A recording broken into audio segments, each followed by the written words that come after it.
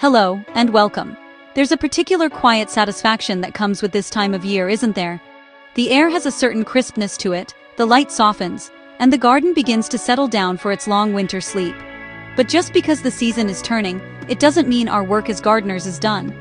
In fact, autumn presents us with a golden opportunity, a chance to plan and plant for the bounty of the year to come. The soil is still warm, you see, and forgiving, which makes it the perfect time to get certain plants into the ground. These cool, gentle autumn days are absolutely ideal for planting many perennials, and that includes some of our most beloved berry plants and shrubs. By giving them a head start now, we allow them to establish a strong, healthy root system over the winter months, away from the stresses of summer heat. It's a bit like tucking them into bed, knowing they will wake up in spring with a vigor and readiness that spring-planted specimens simply can't match.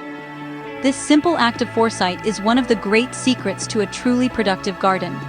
So, if you've been dreaming of stepping out into your own garden next summer and picking handfuls of fresh, sun-warmed fruit, then join me.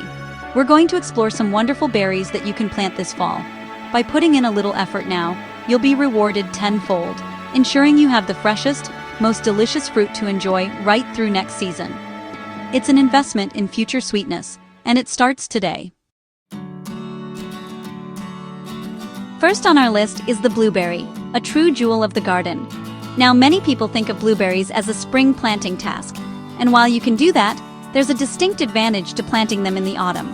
The soil, still holding the warmth of summer, encourages the roots to grow and establish themselves before the ground freezes solid. This head start means the plant can dedicate its energy to producing foliage, and crucially, fruit, much sooner. You might find you're harvesting delicious berries a full year earlier than if you had waited until spring.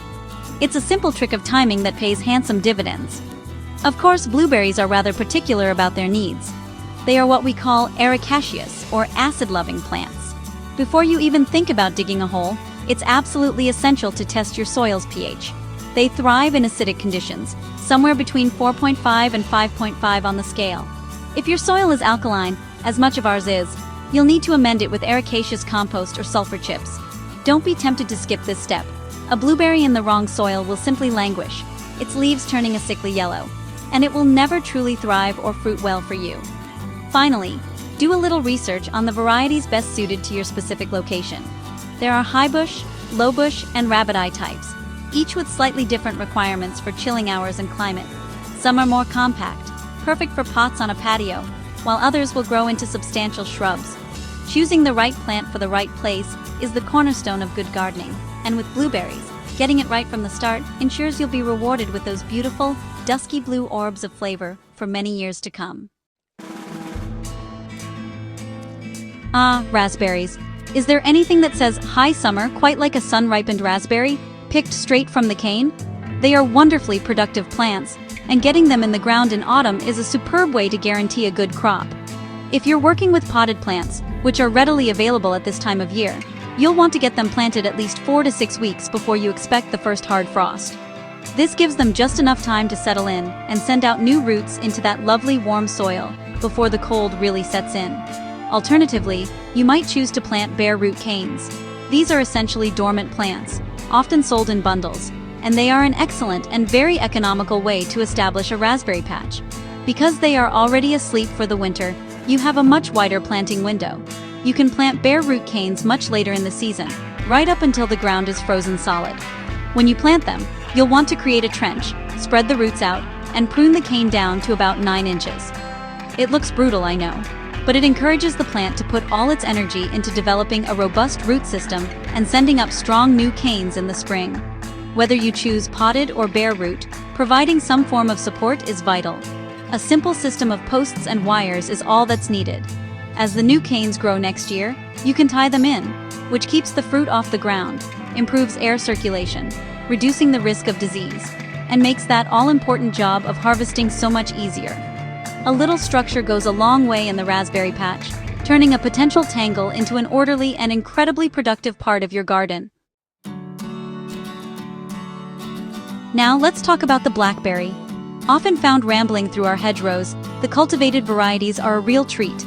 Larger, sweeter, and often thornless, which is a blessing for the hands and arms of the gardener. Much like their raspberry cousins, Blackberries greatly benefit from an autumn planting. The principle is the same. The warm soil and cool air provide the perfect conditions for the plant to establish its roots without the stress of supporting a great deal of top growth. This strong foundation is key to a vigorous and productive plant in the years to follow. Blackberries are vigorous growers, and without a firm hand, they can become a bit of a jumble.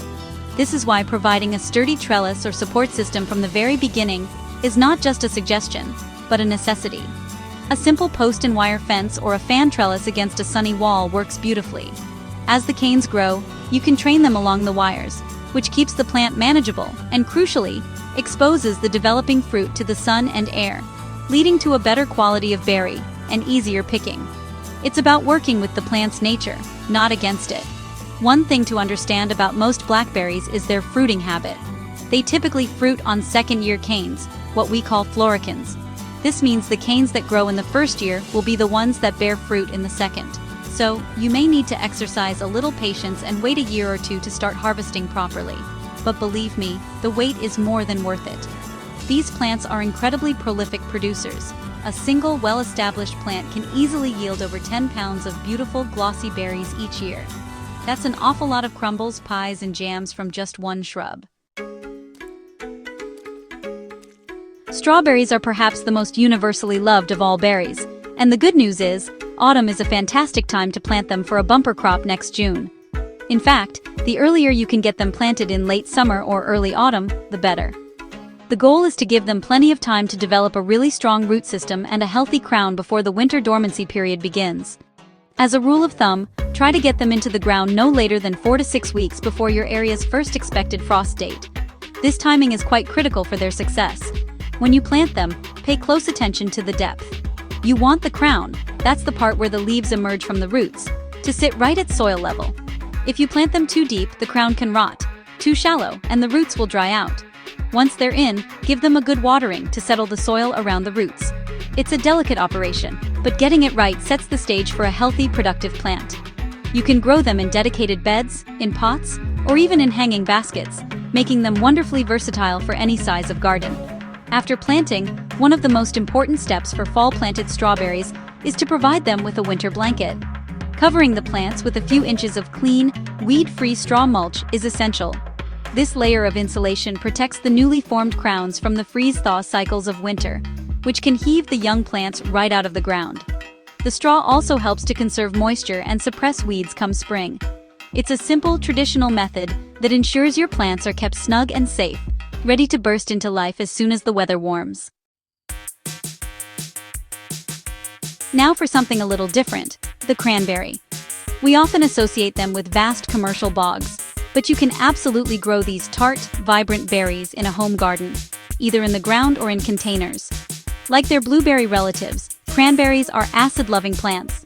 They will not tolerate alkaline soil, so conducting a soil test before you even consider planting is non-negotiable.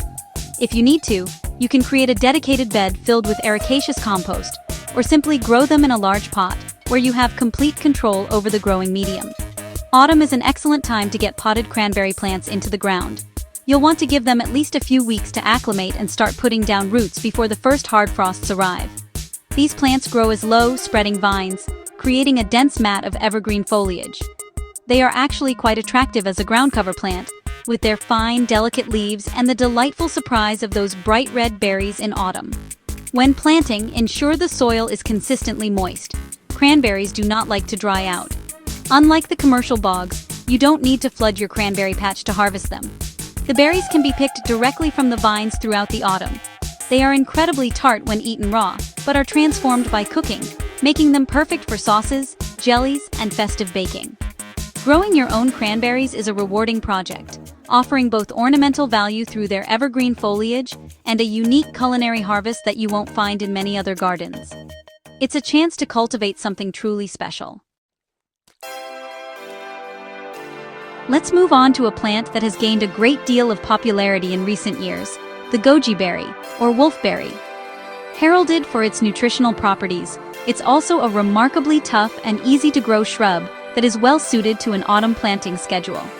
You'll typically find goji berries sold as potted plants rather than bare root, which makes them very straightforward to handle. The aim is to get them into their new home at least 4 weeks before the first expected fall frost. This gives the root system time to expand into the surrounding soil and anchor the plant firmly for the coming winter. Goji berries are not particularly fussy about soil type, tolerating everything from sandy to clay soils, as long as it's well drained. They are incredibly drought-tolerant once established, but for this initial autumn planting, it's wise to be a bit more attentive. After you've planted your shrub, water it in well, and then add a thick, generous layer of insulating mulch, something like wood chips, shredded bark, or straw, around the base. This layer acts like a duvet, protecting the young roots from the harshest of the winter cold and helping to retain soil moisture. These are sprawling, deciduous shrubs that can get quite large, often reaching heights of 6 to 8 feet. They have long, arching canes, and they benefit from some support, like a trellis, or regular pruning to keep them in a more manageable, shrub-like form. The small purple flowers in summer are followed by the famous bright orange-red berries. You may get a small crop in your first year, but production will increase significantly as the plant matures, providing you with a continuous supply of these nutrient-packed berries from midsummer right through to the first frosts. Finally, we come to a pair of old-fashioned favorites that deserve a place in every fruit garden: currants and gooseberries. These hardy, reliable shrubs are perfectly suited for autumn planting. Whether you fancy the tart, glossy jewels of red currants, the rich, dark intensity of black currants, or the unique, tangy flavor of a gooseberry, getting them in the ground now is the best way to ensure they establish quickly and are ready for strong growth next spring.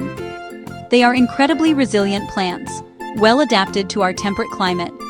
The planting process for both is wonderfully simple. You just need to dig a hole that's a little wider and deeper than the plant's current root ball. It's always a good idea to improve the soil by mixing in some well-rotted compost or manure. This gives the plant a nutritious start in its new position. When you place the shrub in the hole, check the depth carefully. You want to set it at the same depth it was growing in its container.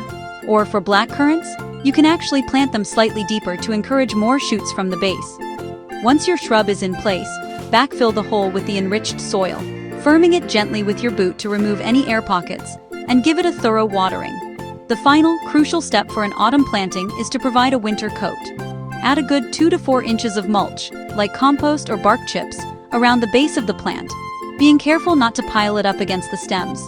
This mulch will insulate the roots, suppress weeds, and slowly feed the soil, keeping your new currants and gooseberries cozy and well-fed through the winter, primed for a productive life. And so, as the sun sets a little earlier each day and the garden prepares for its rest, we've made a promise to the future. There is a profound sense of hope in planting at this time of year. We are not just putting plants in the ground. We are banking memories of next summer's warmth, of sweet juices running down our chins, of pies and jams and bowls of fresh fruit shared with those we love. This work, done now in the cool, quiet days of autumn, is an investment that will pay dividends in flavor and joy. The soil holds our hopes through the dark months, nurturing these sleeping roots while the world above is cold and still. It's a quiet partnership between the gardener and the season. We provide the care and the foresight, and the earth provides the steady, silent magic of growth. It reminds us that the garden's cycle is perpetual. Every ending is also a new beginning. The structure you've put in place, the nourishment you've provided, it will all be rewarded. So, as you hang up your tools for the day, take a moment to look at the small shrubs you've planted. They may not look like much now, but they are full of potential, full of the promise of life and sweetness. That is the true treasure of gardening. The ability to look forward, to cultivate patience, and to know that good things are coming. Good for you, and good for your garden. I'll see you again soon.